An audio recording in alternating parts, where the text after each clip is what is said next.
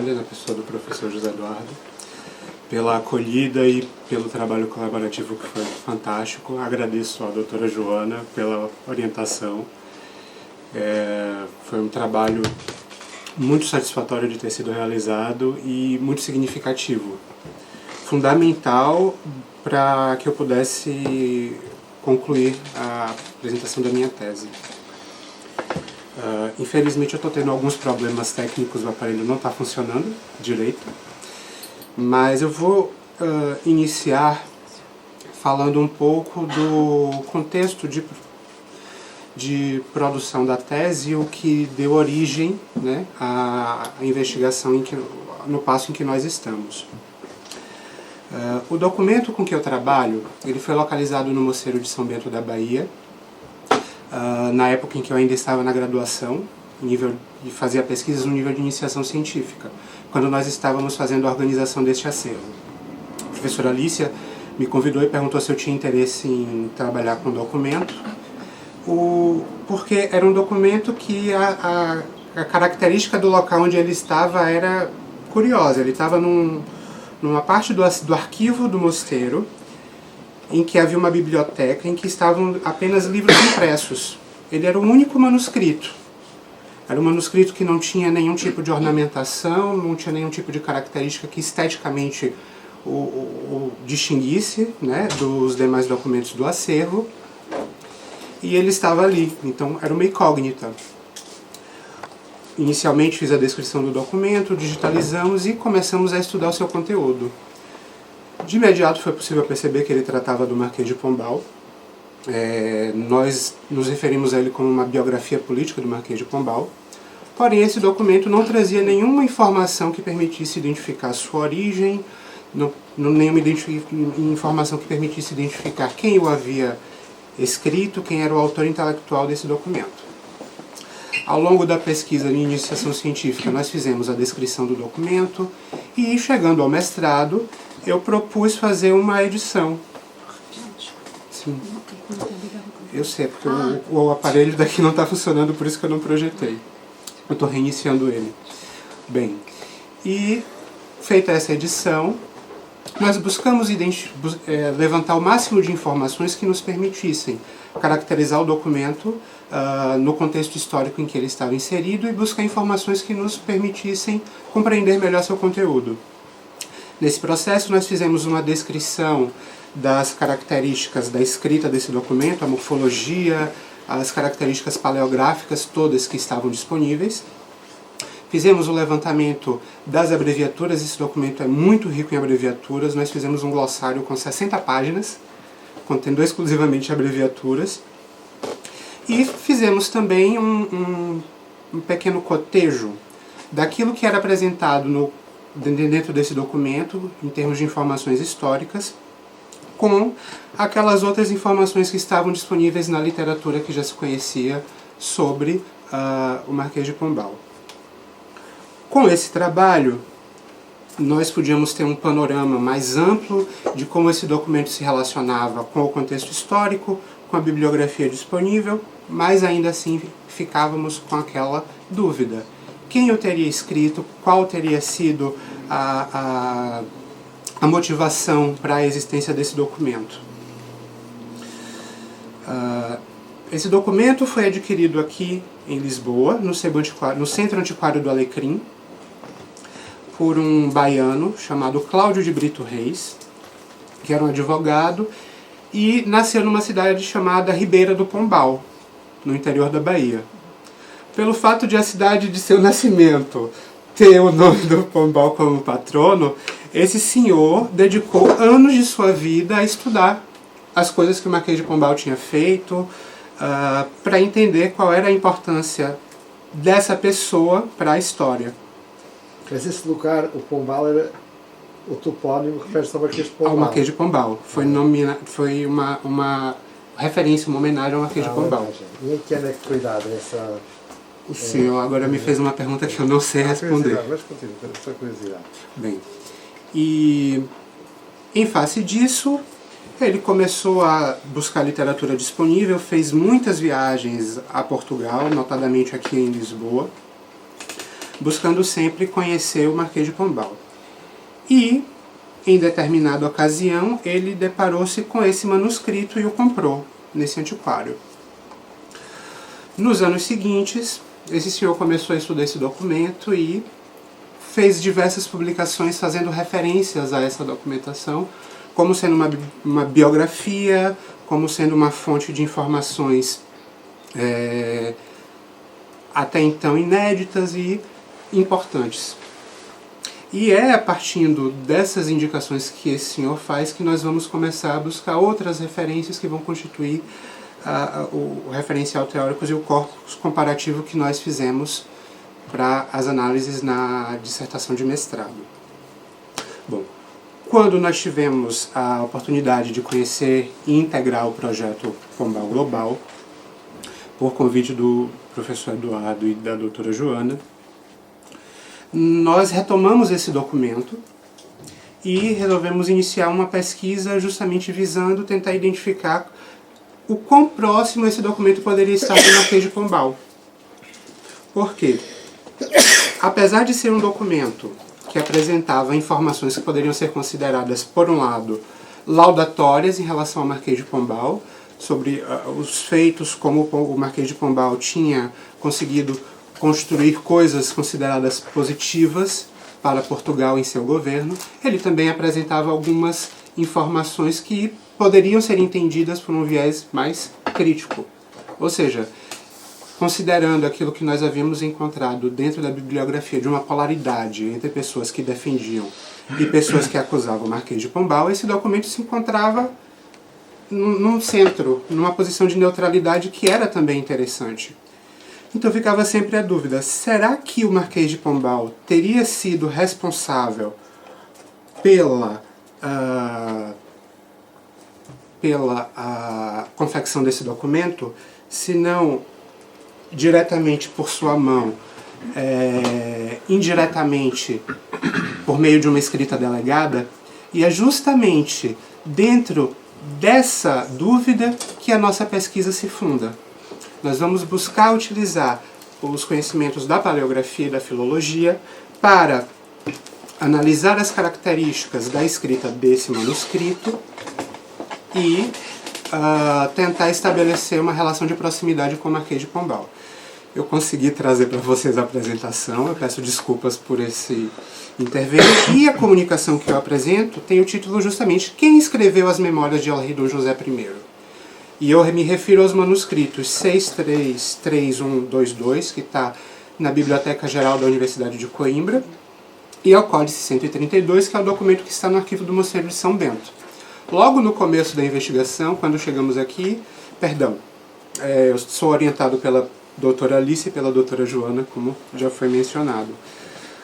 Quando aqui chegamos, nós tivemos a oportunidade de conhecer uma publicação que trazia o conteúdo desse documento, ou inicialmente nós supunhamos que o fosse, e nós buscamos verificar se procedia ou não. Essa imagem que eu trago é uma imagem do primeiro capítulo do manuscrito que está no Brasil, que nós datamos de maneira estimada entre 1777 e 1786 e foi editado em 2016, compreendendo essas etapas que eu havia mencionado anteriormente na pesquisa do mestrado. Bom, nessa pesquisa, agora no doutorado, vinculado ao programa de pós-graduação em Língua e Cultura da UFBA, tentando buscar entender o quão próximo ele estava do Marquês de Pombal, nós entendemos que seria interessante buscar compreender, dentro da produção escrita do Marquês de Pombal, se havia mãos dos seus escrivães, ou a sua mão, ou mão de pessoas que produzissem documentos próximos a ele, que pudessem ser associadas a esse manuscrito. Bom, os passos seriam identificar os documentos que eram reconhecidamente autógrafos pelo Marquês de Pombal, caracterizar o seu punho, a sua escrita com base nesses documentos e comparar com o nosso documento estudado. Identificar também documentos que foram emitidos pelo Marquês de Pombal, ou seja, a gente tem a sua autoria diplomática ou intelectual atribuídas ao Marquês de Pombal, mas que haviam sido executados por meio de escrita delegada, Ou seja, uma pessoa escreve, o Marquês de Pombal assina.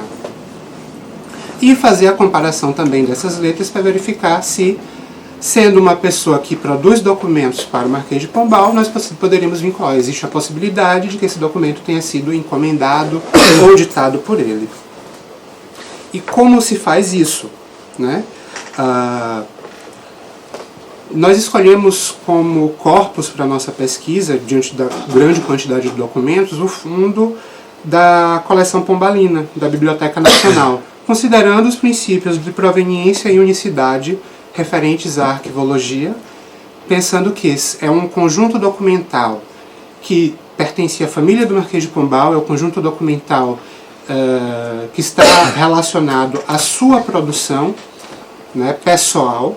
Esse documento foi adquirido pela Biblioteca Nacional à família do Marquês de Pombal e tem gênese na sua atividade privada, principalmente, contendo documentos como correspondências familiares, e também documentos referentes à sua vida pública que ele acumulou ao longo do tempo, como a dedução cronológica e analítica e alguns outros documentos.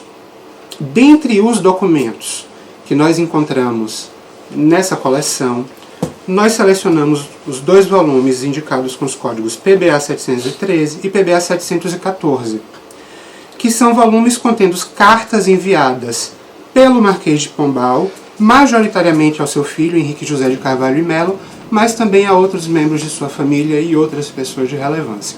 Por que esse conjunto documental? Sendo próximo do Marquês de Pombal, sendo cartas pessoais, e nós tendo acesso à escrita do Marquês de Pombal e de pessoas próximas à sua família e pessoas próximas à sua produção, nós temos uma segurança maior para fazer as atribuições caso nós identifiquemos uma mão que se assemelhe àquela que escreveu o documento que nós temos. Eu trago alguns exemplos de folhos desse documento, do 713. Bom, eu estou voltando para poder apresentar. Cada um desses folhos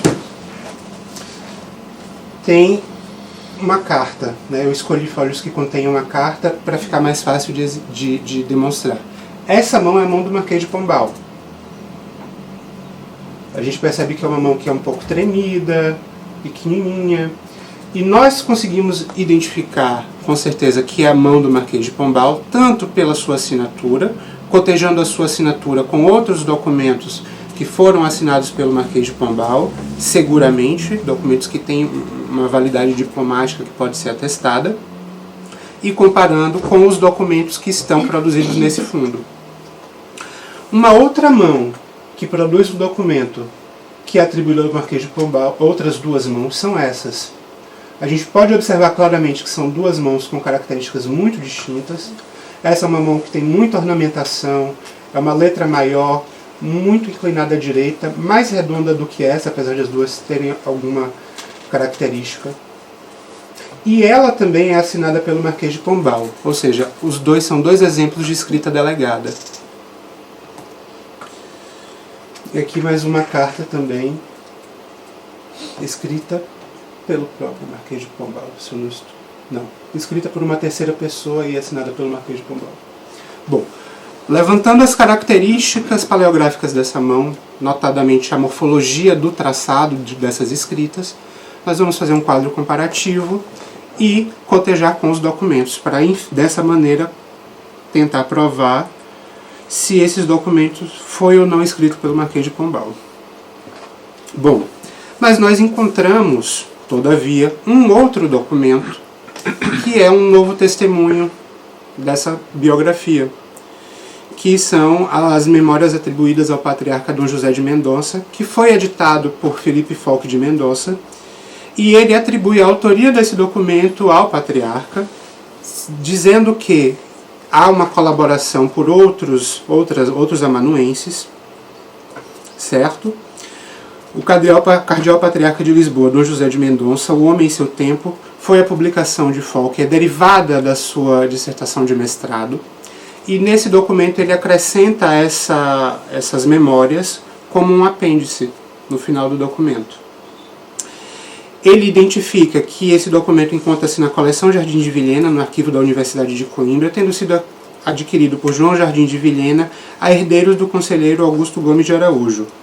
E é João Jardim de Vilhena quem primeiro indica a possível autoria, num texto que ele publica. Ele diz: quer-nos parecer que essas memórias foram escritas pelo principal Mendonça e pertenceram ao bispo de Coimbra, Dom Francisco de Lemos de Faria, Pereira Coutinho.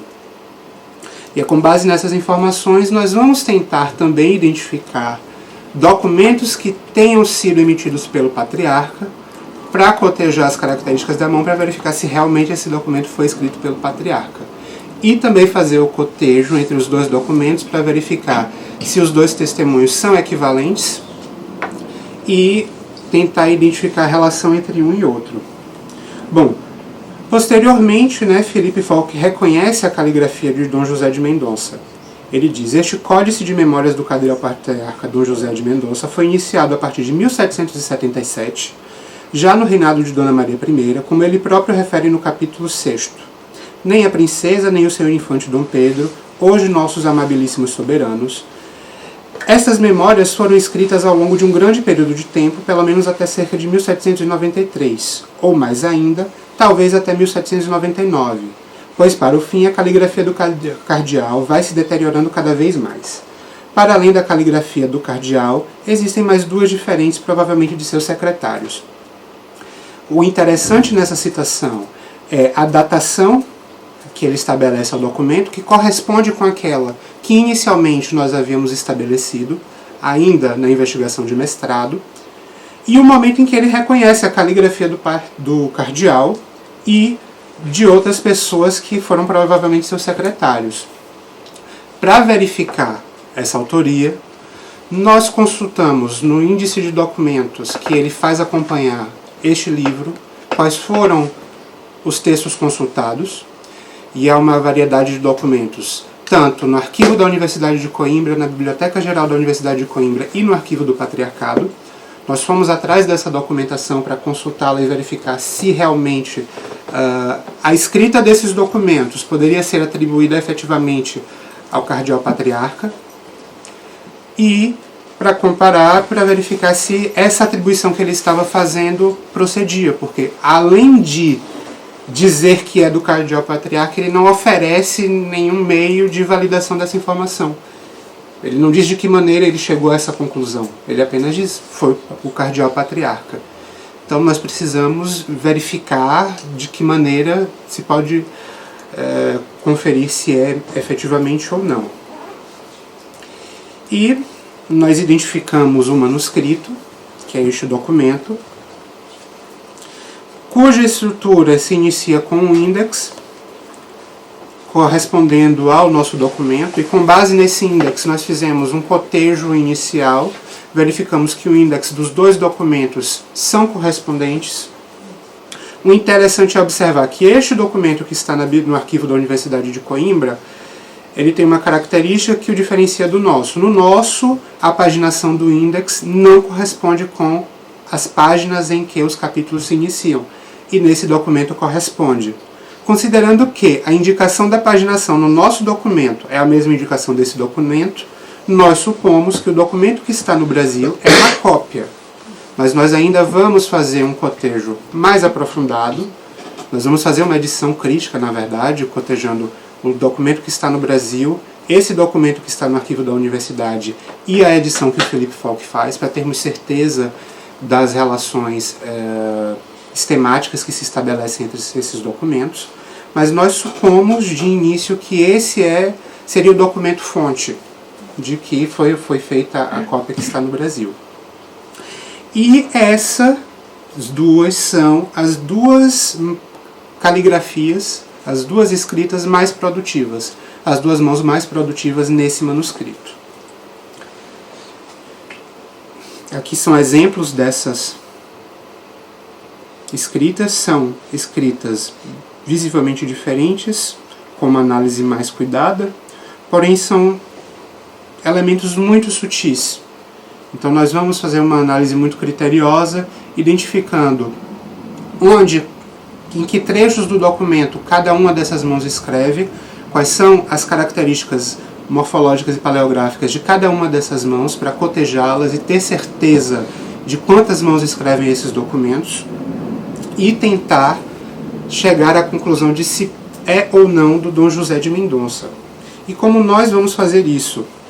Nós fomos ao Arquivo do Patriarcado, que é a principal fonte de documentação contemporânea à produção desse documento, que era onde o Dom José de Mendonça estava trabalhando, e buscamos documentos que sejam atribuídos a eles. O interessante é que o Arquivo do Patriarcado tem uma quantidade de documentos muito grandes, mas muitos desses documentos ainda não foram tratados arquivisticamente. Então o trabalho que foi feito lá foi de acessar caixas de documentos e olhar documento por documento, verificar quem são as pessoas que estão envolvidas nesse documento e tentar verificar se é atribuído efetivamente ao patriarca ou não. Dentro do conjunto que nós verificamos 10 anos de expedientes do patriarcado, e dentro dos documentos desses 10 anos de expediente, nós encontramos uma fórmula diplomática muito peculiar. Há o despacho e a rubrica do patriarca. Porém, esses documentos não são suficientes para nós verificarmos isso. Nós conseguimos encontrar também outros 2 documentos, que um é esse que nós estamos apresentando, que está no conjunto de decretos e provisões e editais de 1788 a 1822, na caixa 1. É uma nota do patriarca eleito de como recebeu a quantia de 480 mil réis dos rendimentos da mitra, que o respectivo tesoureiro Francisco Dias Leal lhe fez entregar. E nós temos aqui esse documento, que é o referido recibo, e a assinatura do patriarca. Chama a atenção de imediato que as características da assinatura do patriarca e as características da escrita são diferentes.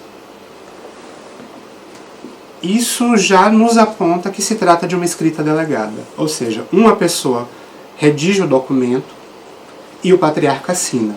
Essa é uma estrutura muito comum na produção diplomática de documentos em língua portuguesa desde sempre, vamos dizer assim. E dessa forma, nós temos um impasse. Como nós vamos identificar a mão do patriarca se nós não temos documentação escrita pelo patriarca suficiente?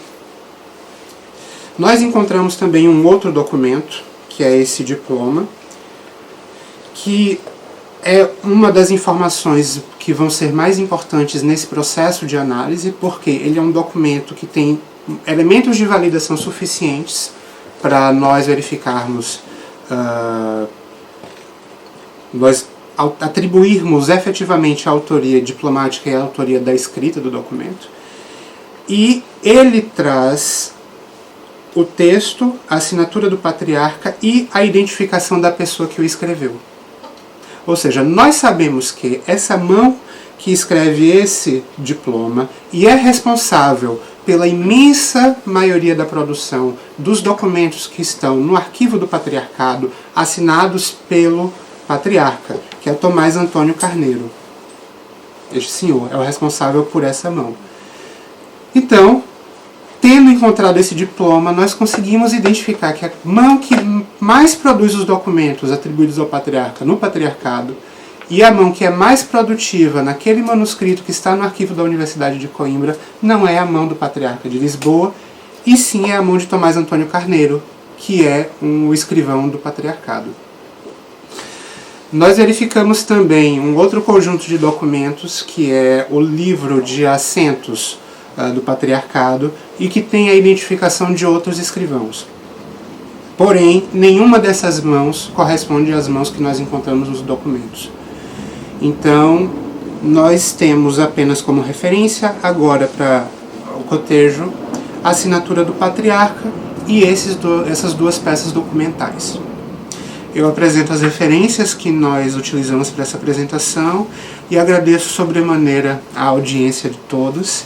Essas são minhas informações de contato e eu acho que ainda há algum tempo para qualquer pergunta que